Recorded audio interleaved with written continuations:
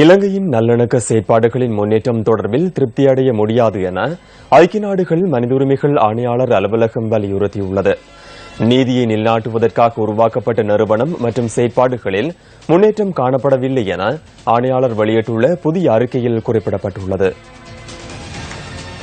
இலங்கை தொடர்பில் ஐநா மனித உரிமைகள் பேரவையில் நிறைவேற்றப்பட்ட பிரேரணையின் முன்னேற்றத்தை மீளாய்வு செய்து தற்போது நடைபெறும் 34வது அமர்வில் சமர்ப்பிப்பதற்காக உயர்ஸ்தானிகர் ஆலயம் அறிக்கையொன்றை தயாரித்துள்ளது.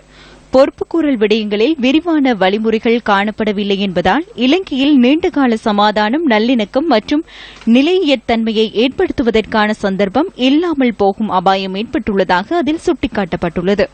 நல்லிணக்க செயற்பாடுகள் தொடர்பான இணைப்புச் செயலகம் மற்றும் நல்லிணக்கம் மற்றும் தேசிய ஒற்றுமை தொடர்பான நிறுவனங்களை அரசாங்கம் ஆரம்பித்துள்ள போதிலும் அதில் எவ்வித பயனும் இல்லை என அறிக்கையில் குறிப்பிடப்பட்டுள்ளது. மனித உரிமை மற்றும் அரசியலமைப்பு திருத்தம் தொடர்பில் இலங்கை ஓரளவு முன்னேற்றம் கண்டுள்ளதாகவும் அதில் தெரிவிக்கப்பட்டுள்ளது. நல்லிணக்க செயற்பாடுகளில் செயற்றிறனுடன் வெற்றிகரமாக முன்னெடுத்துச் செல்வதற்கு ஏற்படுத்த வேண்டிய அரசியலமைப்பு மற்றும் சட்ட மாற்றங்கள் தொடர்பில் இந்த அறிக்கையில் பரிந்துரைக்கப்பட்டுள்ளது.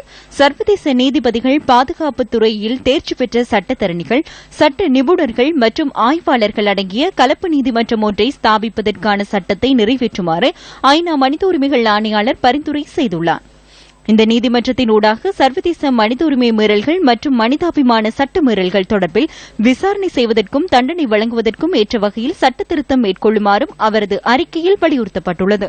போர்க்குற்றம், மனிதாபிமானத்திற்கு எதிரான குற்றம், இனப்படுகொலை மற்றும் பலவந்தமாக காணாமல் போகச் செய்தல் ஆகியவற்றை எல்லையற்ற குற்றங்களாக கருதி அதற்கு பொறுப்பு கூற வேண்டியவர்கள் மற்றும் கட்டளையிட்டவர்களுக்கு தண்டனை வழங்கக்கூடிய சட்டத்தை நடைமுறைப்படுத்த வேண்டும் எனவும் அந்த அறிக்கையில் குறிப்பிடப்பட்டுள்ளது. பயங்கரவாத தடைச்சட்டத்தை சர்வதேச தரங்களுக்கு அமைய மாற்றுமாறு கோரியுள்ள ஐக்கிய நாடுகளின் மனித உரிமைகள் ஆணையாளர் இலங்கையில் ஐநா மனித உரிமைகளுக்கான அலுவலகம் ஒன்றை ஸ்தாபிக்குமாறும் பரிந்துரை செய்துள்ளார்.